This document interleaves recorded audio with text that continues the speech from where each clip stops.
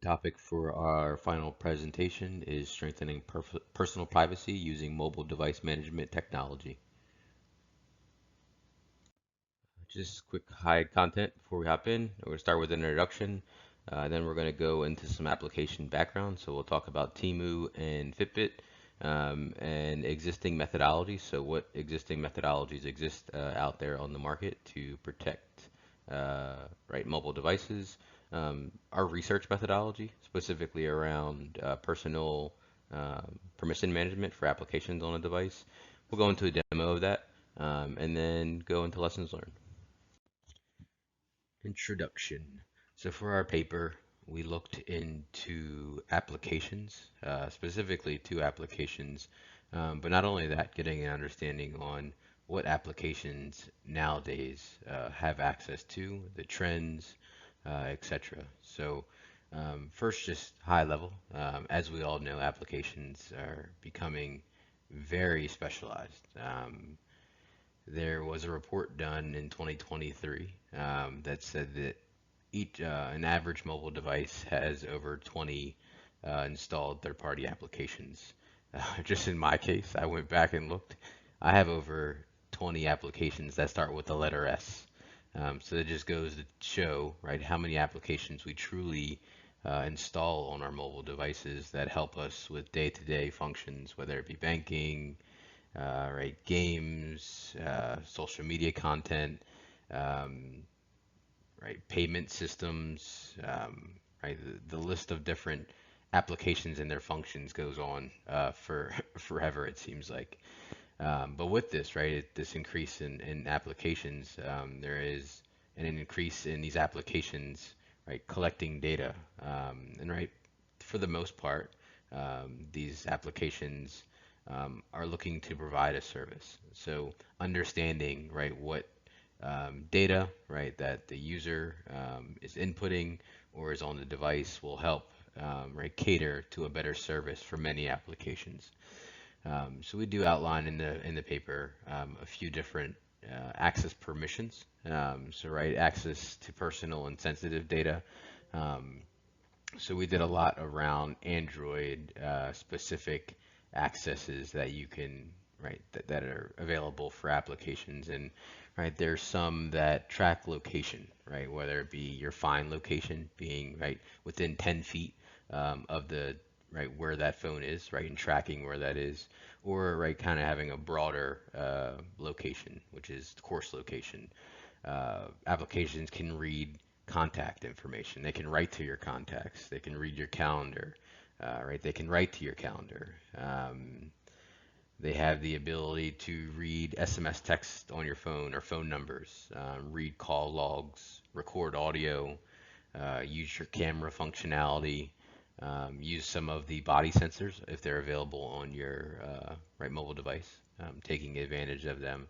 All right, those are just a few of the access controls that we've come across, right, as we've done our research on applications and understanding, what could potentially be the concern of some of these accesses. Another one, right, monitoring or tracking capabilities, accesses. So applications that can identify nearby Wi-Fi devices or identify right Bluetooth devices that are in the area, getting the information of your network, right? So understanding, what is the make of the router that you're connected to, or what is the name of uh, the network you're connected to, right? Applications can plug into a lot of this, right, data that is on your phone that you would never think of. Um, so the next one is system modifications. So right, applications have the ability to modify many things on a phone, and kind of as we highlighted before, they can write SMS text, they can write to your contacts, but not only that, right, they can potentially change security settings on your phone or modify your phone state. They can delete packages that are on your phone or even request packages. Um, so, right, many functions there. And the last one, screen and content monitoring. Right, applications there are accesses out there that can read your system logs, right? Can go and get your IMEI number, and right use that data, capturing audio output, and right using that data, um, screen recording, capturing screen recording, is another access right on the list.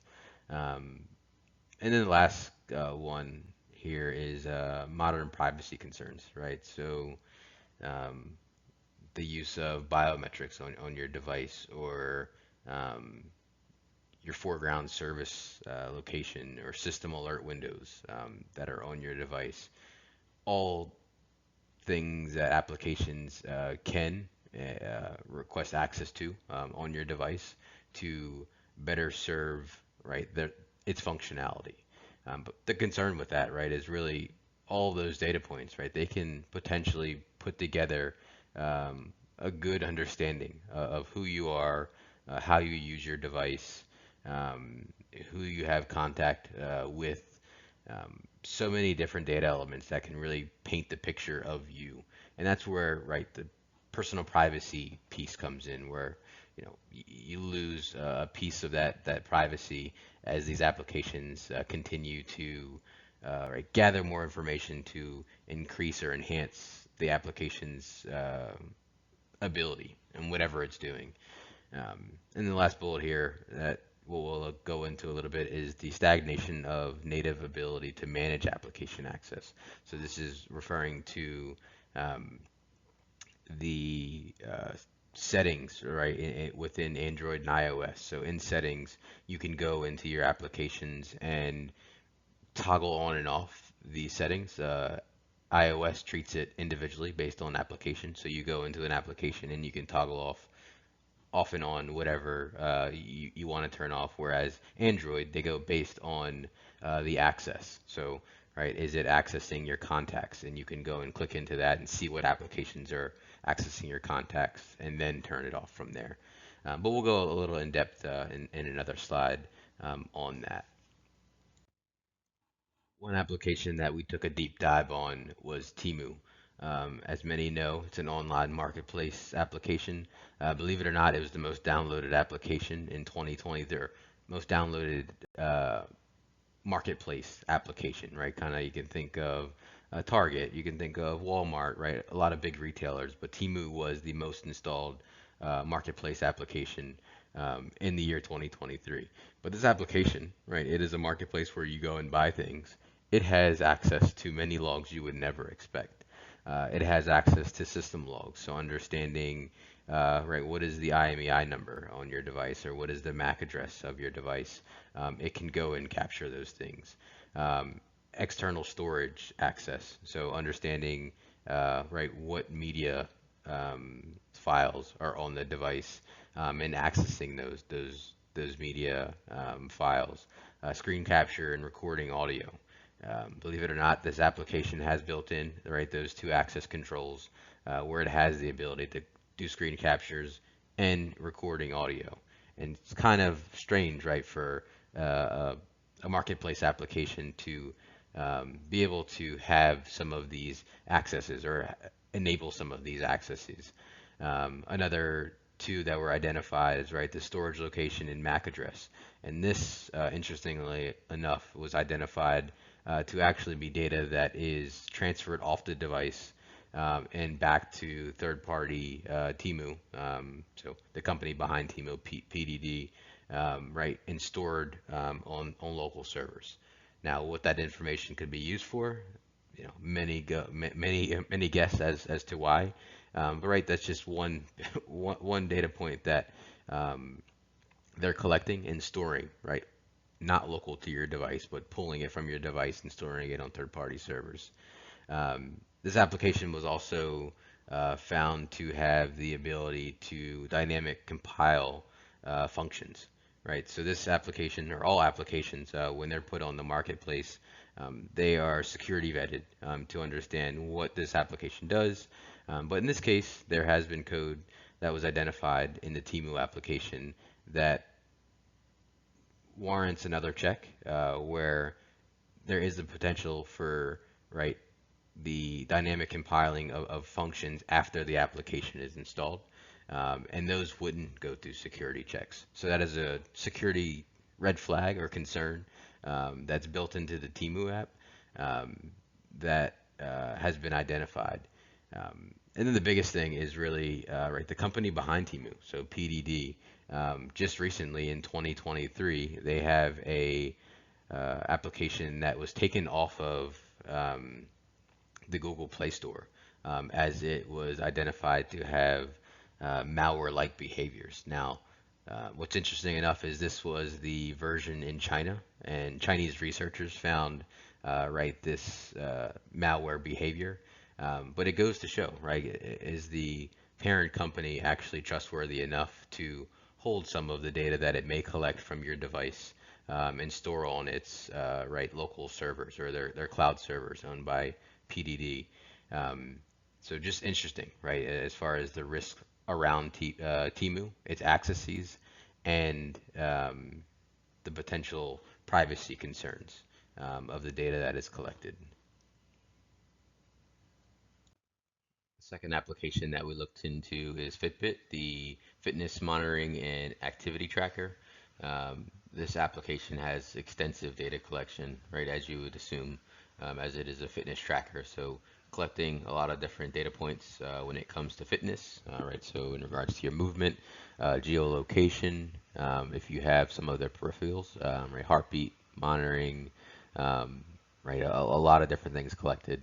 But what stood out about this are there are specific data elements that are collected by Fitbit and stored on right their internal servers. So geolocation, the phone serial number, the IMEI number of the device, and then also manually entered health information in the application is stored locally on their servers when input into their application.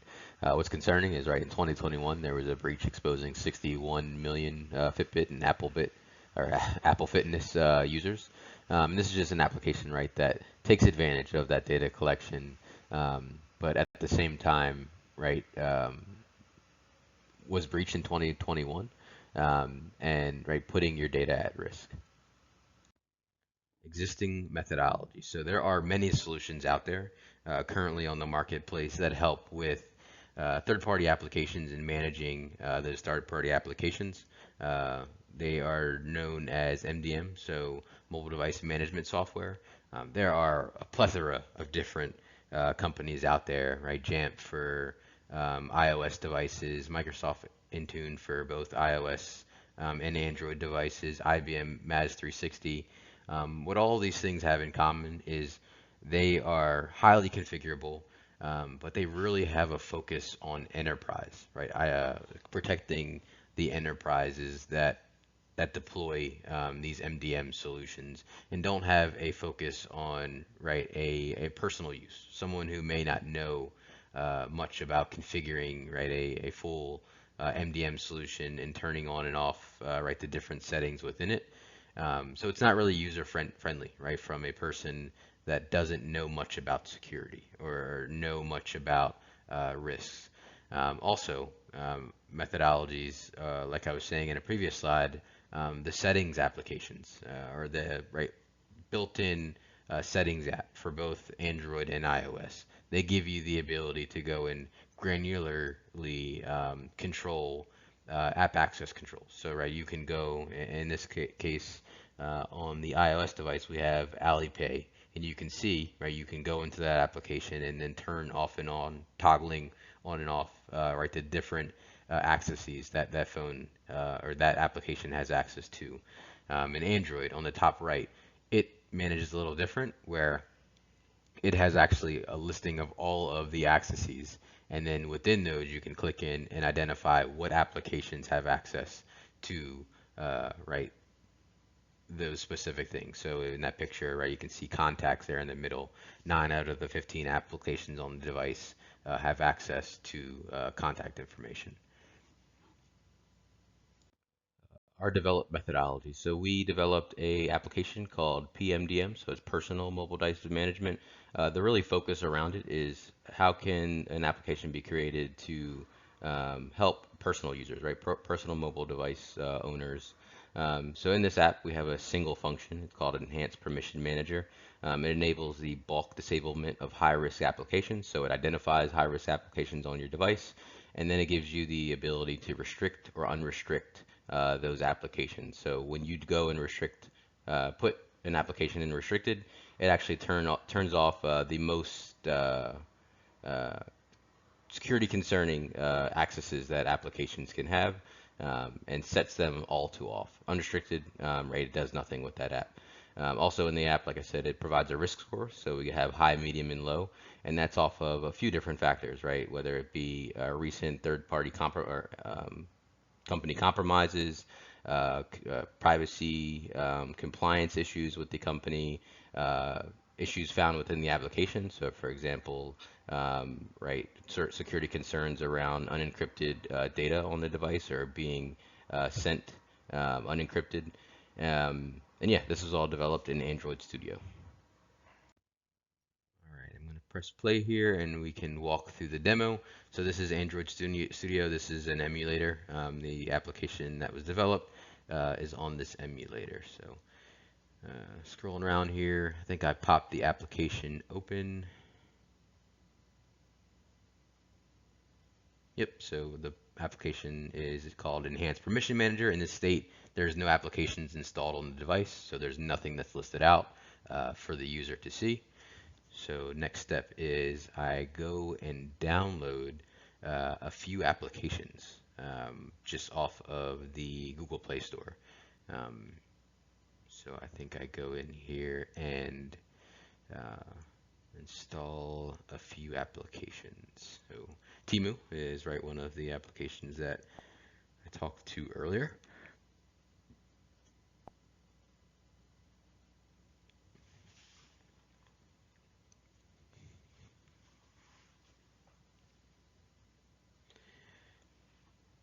TikTok is another very popular application that has made headlines. I believe there was a recent ruling that they are going to be forced to sell.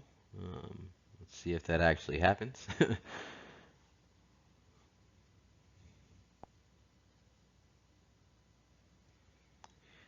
Installing Waze.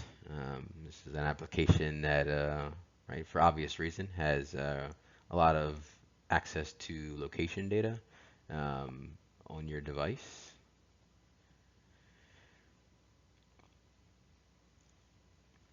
Fitbit, another application that collects a plethora of fitness data, so location tracking, right, if you have peripherals, so heart rate monitoring, right, different health related things, right, all stored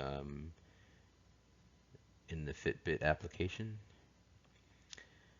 I think I may install a few more here.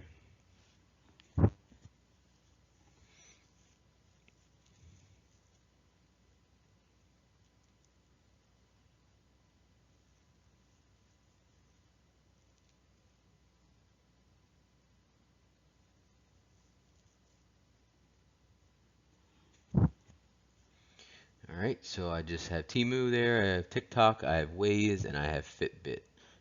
And they are all getting downloaded here on the device. And right, as I said before, this is the emulator that we're running our enhanced permission manager on.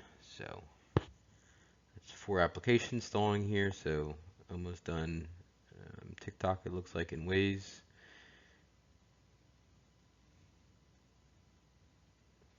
I think just for the heck of it, I went back to the Play Store, and I believe I downloaded a few more here.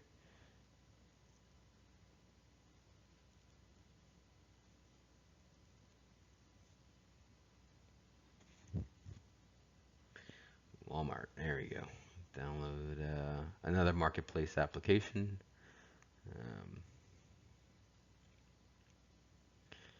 And I believe Amazon is the last app that I install on this device.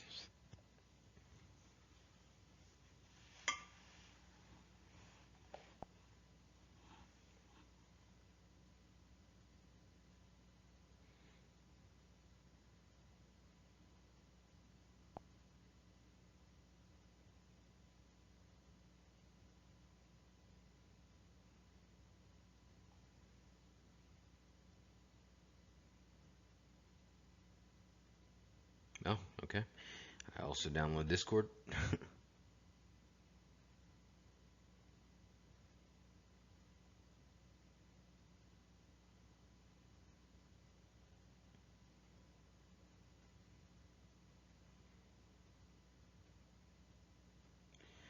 We'll give about 30 more seconds for these to download, and what I'll do next is actually open back up that enhanced permission manager, the application that we've developed, and we can quickly walk through the functionality right of the app. But we'll give these a chance to all install here.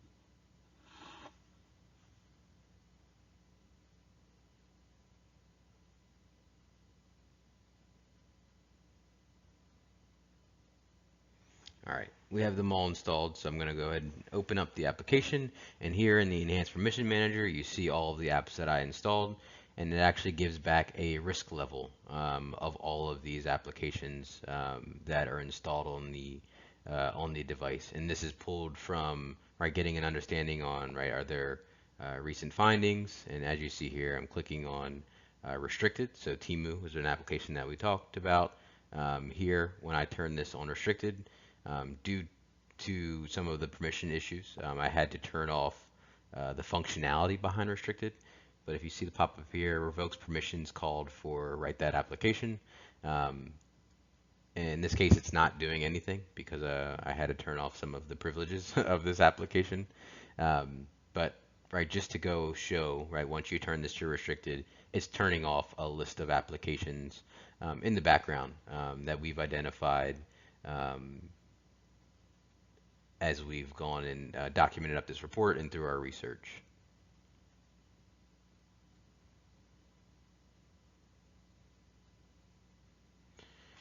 And that is the application. So lessons learned, right? This application, as we were building it out, it is required um, to run some pretty high privileges. And what we found is that privilege is something that is rare across applications that are on the Google Play Store.